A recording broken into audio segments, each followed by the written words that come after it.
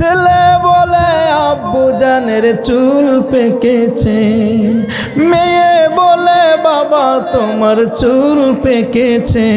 আমার বউ বলেছে বায়ু চোরায় পাক ধরেছে চুলের গোড়ায় গো।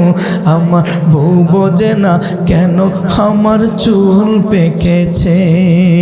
আমি বলি আমার মরার চিঠি এসেছে। ঠিক কিনা বলেন, ঠিক কিনা বলেন। আগের মতো শক্তি আমি পাই না তেমন, শরীর জানি হয়ে গেছে কেমনের কেমন। আগের মতো শক্তি আমি পাই না তেমন, শরীর জানি হইয়া গেছে কেমনের কেমন। কেউ বোঝে না শরীর কেন দুর্বল হয়েছে, হায়রে কেউ বোঝে না শরীর কেন দুর্বল হয়েছে। আমি বলি আমার মরার চিঠি এসেছে বাবা, আমি বলি আমার মরার চিঠি এসেছে।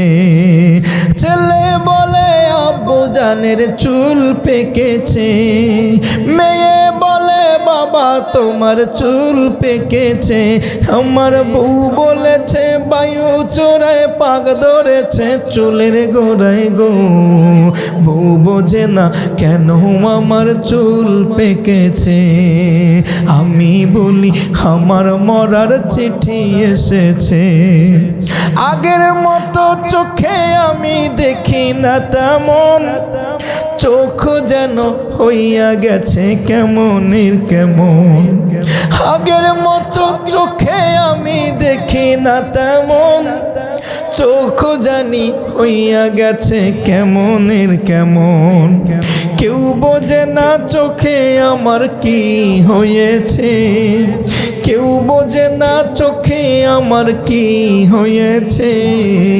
আমি বলি আমার মরার চিঠি এসেছে।